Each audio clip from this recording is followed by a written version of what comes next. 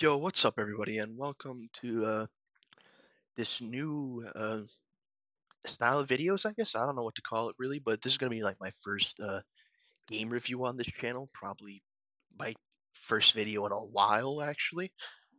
But yeah, I'm just gonna be reviewing this. I'm just gonna be reviewing Like a Dragon Infinite Wealth because I 100% the game yesterday, and so I felt like that was the perfect time to finally give it a shot at reviewing it.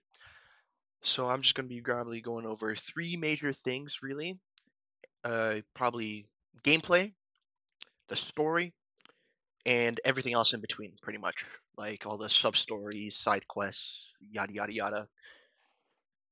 And yeah, uh, let's just jump right into it.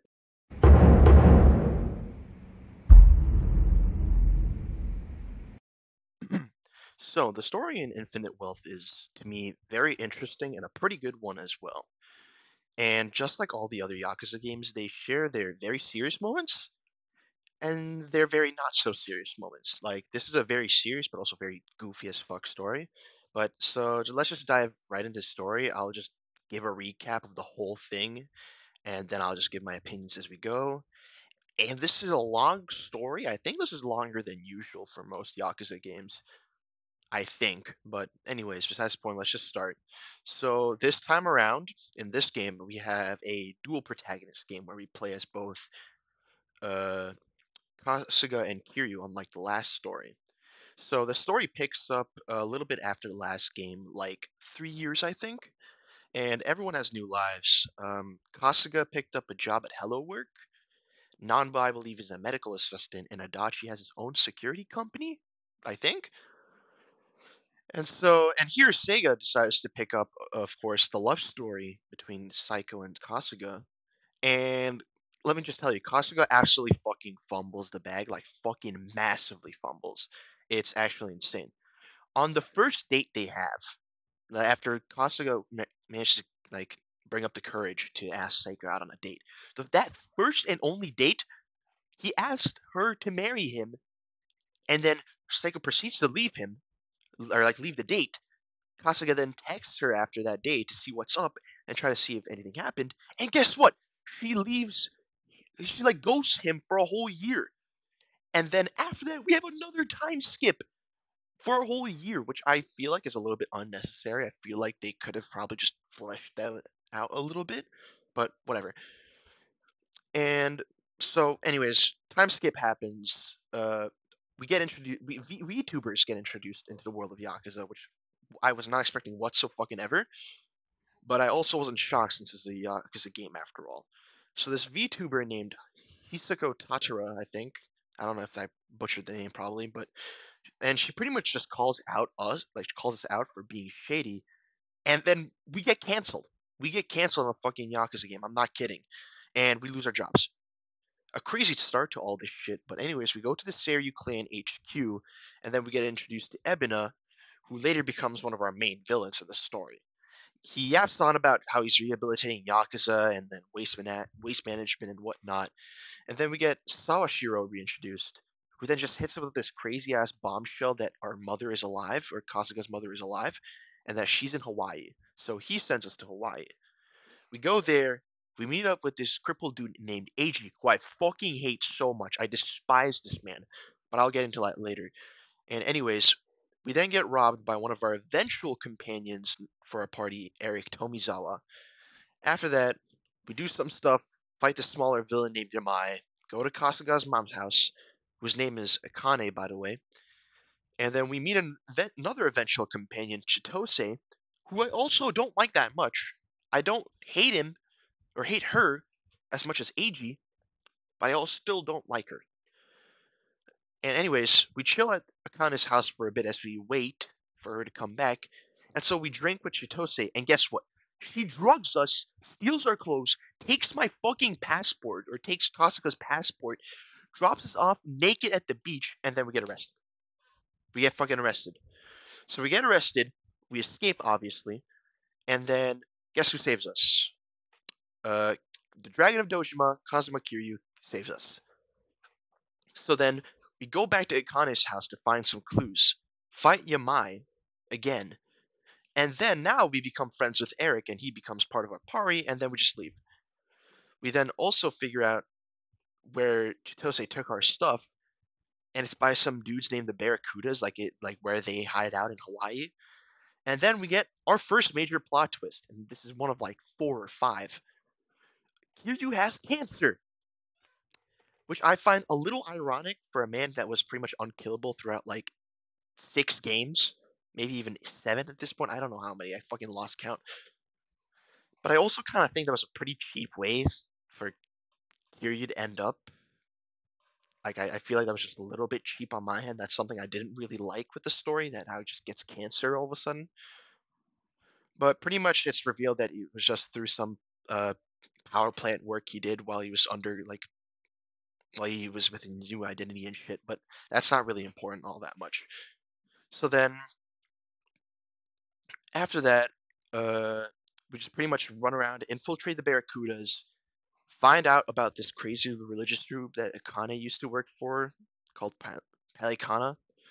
I I don't know how to fucking pronounce it. It's fucking weird.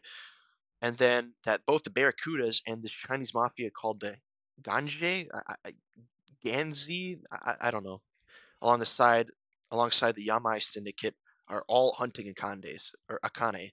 So 3 gangs are hunting Akane. So then we infiltrate the Ganje. I'm just gonna call it that. And here comes plot twist number 2. Both the Barracudas and the Ganji are controlled by this dude named Bryce Fairchild. Weird fucking last name, by the way. The leader of Polycana, and pretty much the overseer of the Hawaiian bad guy underworld. So then we get ambushed, we escape. Kiryu gets captured and badly injured, but we eventually rescue him from Yamai, who was actually kind of taking care of him. So he's like not really the villain anymore, or not really a villain, kind of like an anti-hero type deal. Weird, but whatever. And so Kiryu gets sent back to Japan because everyone was worried about him. And then we get reintroduced to Sonki, Zhao, and Seiko. Or never, we didn't get reintroduced to Seiko. Whatever the fuck am I talking about? But now we confront Ebina again, as apparently the Seiryu are planning to expand to Hawaii, which is like very suspicious. Everyone finds that suspicious. And then Ebina calls Cap everything like, no, no, no, no, no. That's fine. We're just chilling. Nothing is suspicious about that. And then we get exposed by the VTuber Tatara again, and this time she calls out on Kiryu being alive and not dead, and that we are remaking the Tojo clan, which is fucking bullshit. But now we jump back to Casa again. We find Akane and this girl she's protecting, Lonnie, I believe her name is, and she's like the main reason Bryce wants to find them and kill them, because Bryce is like a fraud and shit, and she should and that Lonnie should be the real sage of Polycana and whatever. Confusing shit, but whatever. So we find them, bring them back to a safe house, and here comes plot twist fucking number 3. This is also the reason why I hate Eiji and Chitose so fucking much. So remember fucking Eiji, the crippled guy that like happened in the fucking beginning. Uh Chitose reveals that he's a fucking liar, a traitor, and used Kasuga to get Akane and Lonnie. And so because of that, the bad guys raid the safe house, kill 2 people, this guy named Hanawa and the Ganji leader named Wang, who we like took with us when we escaped. And we also get revealed, guess what? Chitose was the fucking VTuber all along. Chitose was Tatara. And I hate that. I fucking hate that. I did not like that. Or it not that that doesn't bring like the review down of the story or anything. I just fucking it made me hate Chitose even more as a character. But she was important to the story, so it's like it's fine, whatever. But don't listen to me. So so anyways, and now we also learn that Ebina's whole operation shit was a ruse from Sawashiro, and that he is working and that Ebina is secretly working with Bryce to get Akane and Lonnie. So everyone now gets super suspicious of Ebina, and everyone thinks that there's an ulterior motive. So we need to figure out what's up. So then Kiryu and everyone else, so Kiryu and all the others in Ichijo try and recruit the 3 well-known people in the Yakuza series. We get introduced to these guys again, even though we got introduced to them last game as well. So we get Daigo Dojima, Taiga Seijima, and Goro Majima as well, to help us with the second grade dissolution, which was Ebena's plan. I completely forgot to mention that. So they talk, yap a little bit, yeah, blah blah, and we apparently fucking figure out that Ebena might be Kasuga's half brother, which is fucking so random to drop all of a sudden. It didn't make sense to me. I was so confused. And so the three of them say they don't want to help or like they're too scared to help. We try and they fight us or we fight them, I think, and they still say no, so doesn't matter. And then someone replaces Tara Ahsoka, the VTuber, and is still making these fucking videos, and we get called out again for meeting with with those three, right?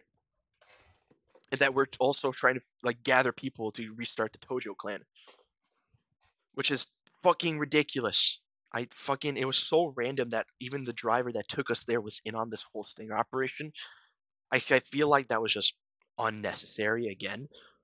So, anyways, whatever. And so we then hold a and then later in the day, Tara holds a live stream with Ebina and Sawashiro, where Ebina revealed a fourth plot twist. And I feel like they were doing this, like they're doing these plot twists for just drama and just like, like a shock factor type deal, which I find a little bit annoying. Like I feel like some of these were not necessary and could have been probably fleshed out a little bit smoother. Like, but that's besides the point. And the whole thing is, this whole plot twist is that Ebina is dissolving the Seiryu clan and reveals that he's reforming Bleach Japan, which is that same fucking annoying ass group in the last game, and the whole little ruse behind that and Rio and whatever. So then we go back to Hawaii. Jungi comes back. We mount a rescue operation for Lonnie and Akane. We're successful, and we fight a fucking shark for some reason, which I thought was fucking hilarious when I played the game. So that was just a fucking stupid factor right there, but it was just funny. It's like, what do you expect? It's a fucking Yakuza game. And so we escape to Japan, and after a whole deal with Date and Yamai, Yamai turns himself in, and everything is dandy with those two, with Akane and Lonnie in Japan. And so then, once we deal with those two, everyone regroups in Ijincho, where we get a call from Ebina, and that he's holding Sawashiro hostage at Millennium Tower, which is where we fought the final boss in the last game. I cannot remember his name for the life of me, but I think it was Ryo Aoki or something. Well, it doesn't matter. And then here, after this, we get one of the coolest fucking scenes in the game, which I'm just gonna play with you after this. So just fucking watch it. It's so good.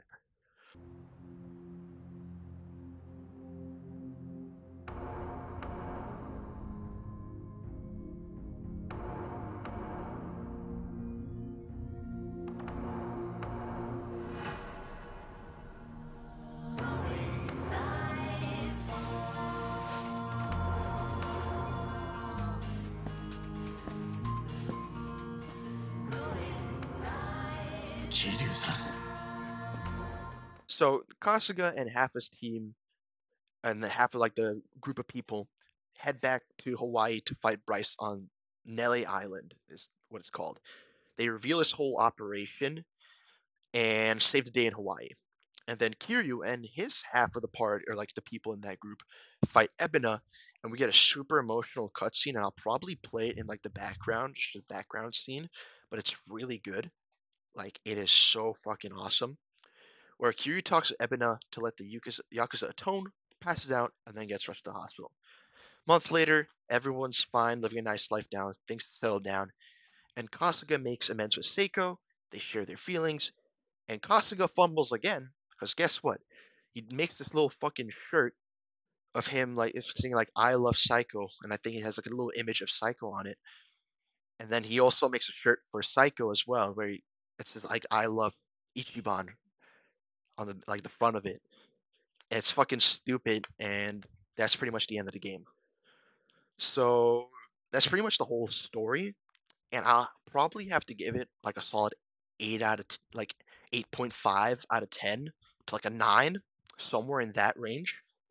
Like it's a very good story, don't get me wrong, but there are so many like little like plot holes and just super unnecessary things that just confuse me, and I personally can't really give it a 10.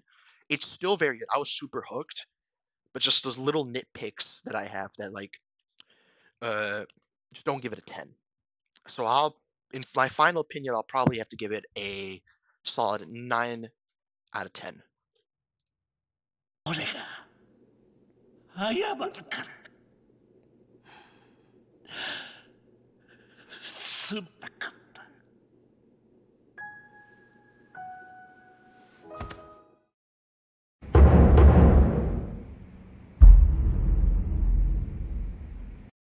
All right, so now we're going to start getting into like the nitty-gritty of the gameplay. This is like probably one of the biggest aspects of a Yakuza game is like the fight, like fighting and fighting enemies and how it all runs.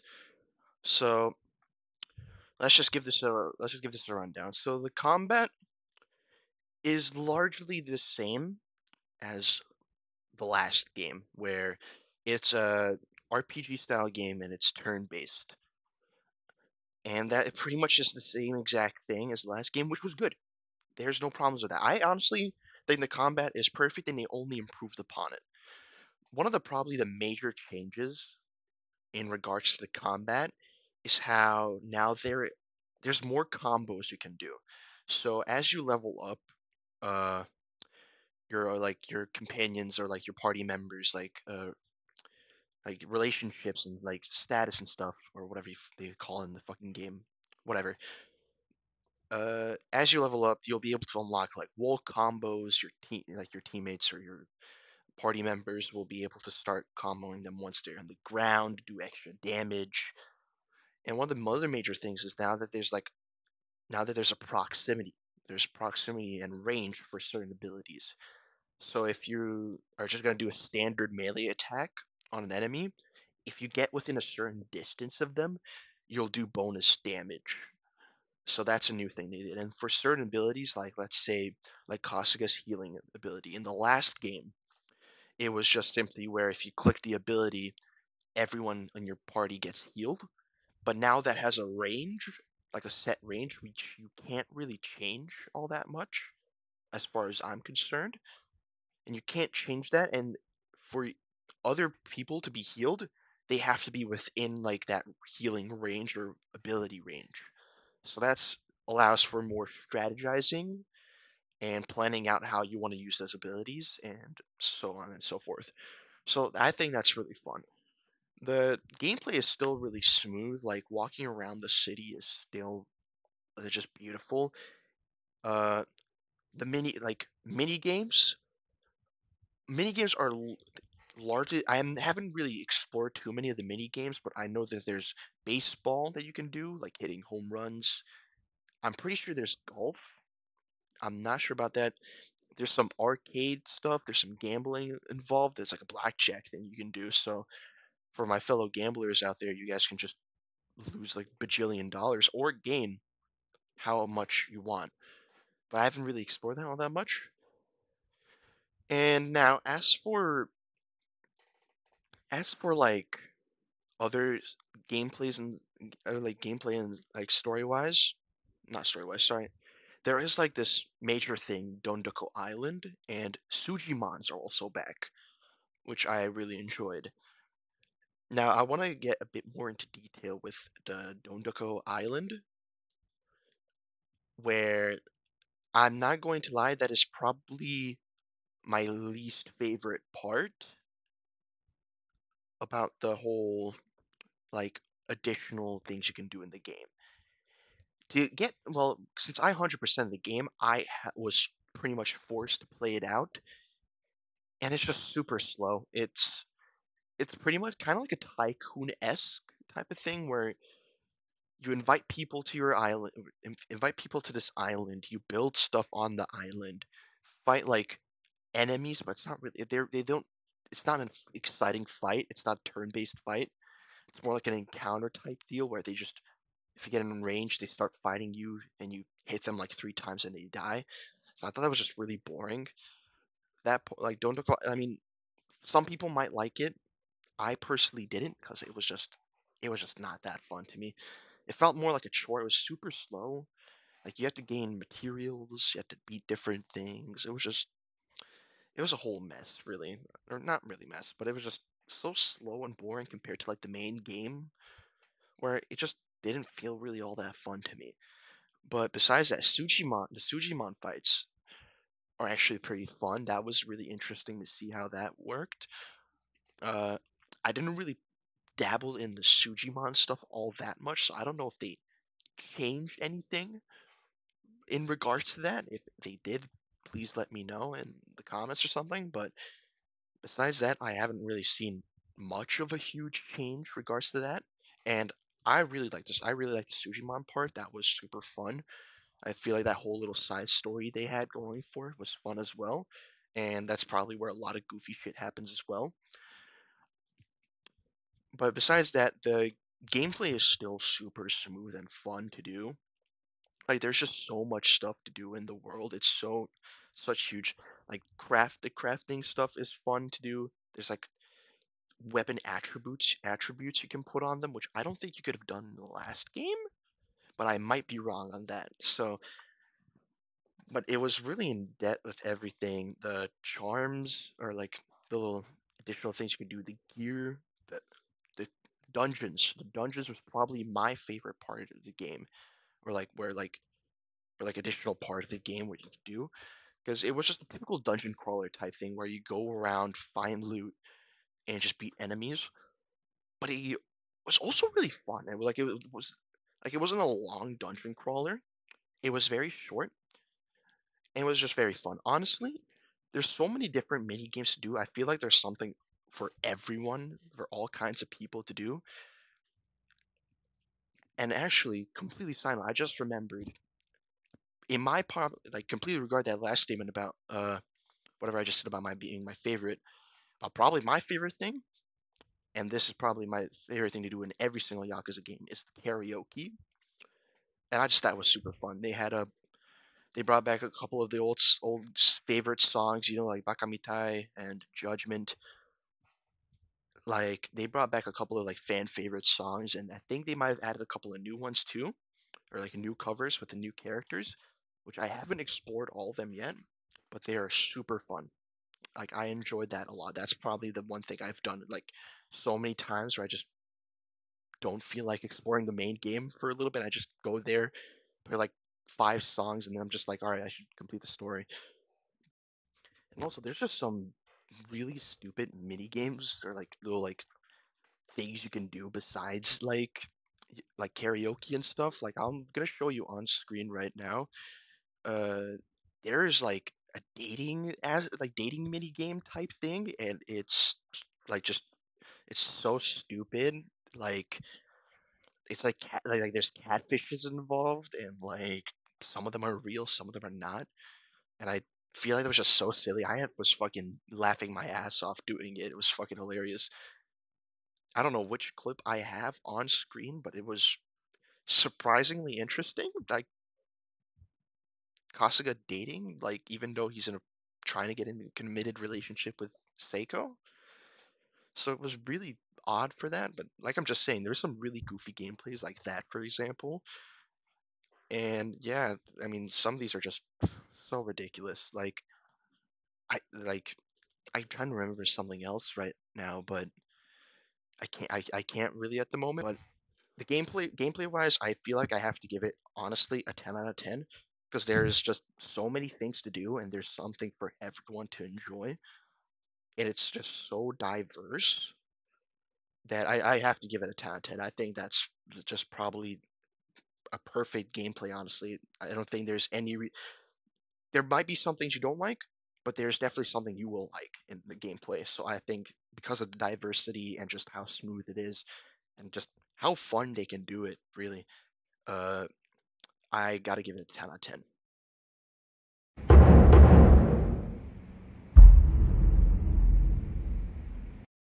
Alright, so this last little part of the video or review is pretty much just gonna be me going over literally like just random little small things that don't really deserve a whole part, honestly, because there's so much that I had to do a lot of cramming to actually be able to make this like a decent sized video. So let's just start off. I guess we can start off with the soundtrack of the game. I think it's very good. I wouldn't say it's like the best out of a Yakuza game, in my personal opinion, but it's really good. I'd probably give that aspect like a solid 8 out of 10, maybe 8.5 at most. It's good, but there aren't very notable bangers like like in the last game, for example, with like Ichiban's theme or like the end credits scene, like song, for example. There aren't really any notable bangers or like any really good songs like that. So that's an 8 out of 10 for me. Let's see what else we got here. Honestly, I'm gonna cut back a little bit more into like just map design and like the world as a whole. I feel like, well, obviously Ijincho and Yokohama remain the same. It's a shame they didn't bring back. I forget the name of like late end game part in the last game where we go and there's like this battle tower and such, but I'm ashamed they didn't bring that area back. That would have been fun. And speaking on that, there is one major flaw with that really holds back like Infinite Wealth a lot is that in all other Yakuza games, the New Game Plus was free, and now for Infinite Wealth, they really expect you to have Infinite Wealth, really, and expect you to buy a premium version of the game for like another $20 or so, just to get like I believe like an extra like a really late game dungeon and like some achievements and new game plus as well and like difficulty rank like difficulty settings as well, which is just like that is a huge nitpick for me because that's just really scummy like behavior as a whole, and that's one of the major like complaints about the game. Luckily for me, I got it like when it was on sale, so it was actually like the whole game plus the Masters thing was like $50 on PlayStation. So that was honestly a steal. Uh, so I didn't really, me personally, I couldn't complain about that, but everyone else, it's not on sale right now as I'm making this video. So that's a big thing. Like, if you're looking to play a new game plus or try and make a game a bit more difficult, you are going to have to spend the extra $20, which I think is just not right whatsoever. That should have been automatically free from the start. Let's see, what else can we talk about here? I guess we can also just talk about uh a couple little things that I really like that they brought back. They brought back the Omohara, the vocational school, which used to level up your you can use level up your personality for Kasuga, which I always had fun with that. It makes me feel smarter, even though I'm not. And let's see what else can I talk about. Also, something I completely forgot to mention, I just remembered, is that I gotta give props to how much they really tailored to older fans of Yakuza. I feel like that was a really good thing they did to like really bring in a player base, because bringing back Kiryu as like a main character again instead of just a little enemy and like a side character in the last game, it felt really fun, and especially playing as Kiryu as well in the game was really fun. Like his combat style, where he can just break free from like the turn-based RPG and just start beating the shit out of enemies. That was super fun. I thought that was like a great combat choice, personally. So I got to give props to them for that. Uh, the map design. I mean, the map design is good with Hawaii. I've never been to Hawaii, so I don't really know. And I'm pretty sure that's more of like a very touristy area of Hawaii. I honestly think that there was a lot of areas in the story where it's just only for like a specific part and you can't go back, which sucks because there were some really nice looking areas and scenes that I wish could have been like in the main map itself. But I do also guess that having like three whole maps kind of with Hawaii, uh, or Honolulu, Ijincho, and Yokohama having three whole maps is already quite a lot. So that's just a nitpick from me. Uh, but there's just a lot of small things that I didn't. really like as a whole. There were like some of the enemies started getting a little bit repetitive late game, or like after premium adventure, like when you get into premium adventure, some of the stuff is just really repetitive. Like getting like achievements, for example, in this game is a chore. Like there are some quests, it's like there are some achievements that take so unbelievably long that I feel like they could have designed those a lot better. Like maxing out Kasuga's stats, like or the personality traits, is takes so incredibly long because there's like you have to go through a whole checklist. You have to do a bunch of shit just to get like a stat maxed out, and it is annoying.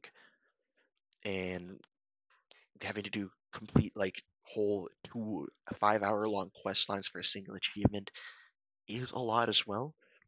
Like the Dondoko Island one, I feel like they could have done that better gameplay wise. I feel like definitely can improve upon that. But really, besides that, that's kind of all I gotta say. Like otherwise, everything is pretty decent. I don't have really any complaints there, but it's just those couple of nitpicks I have that really bring down the game a little bit, but it's not too much.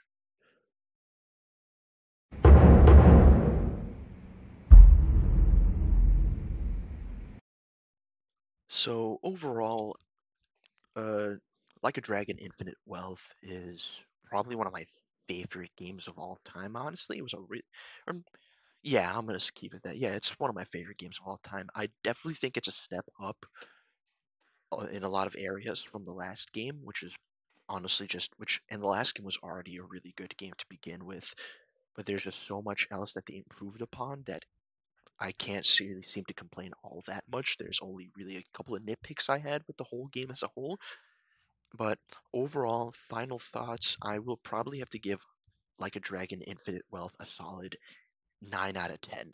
Maybe even let's go with I'm gonna say yeah. Actually, never mind. Yeah, I'm gonna keep it a 9 out of 10. I'll keep that as the final rating.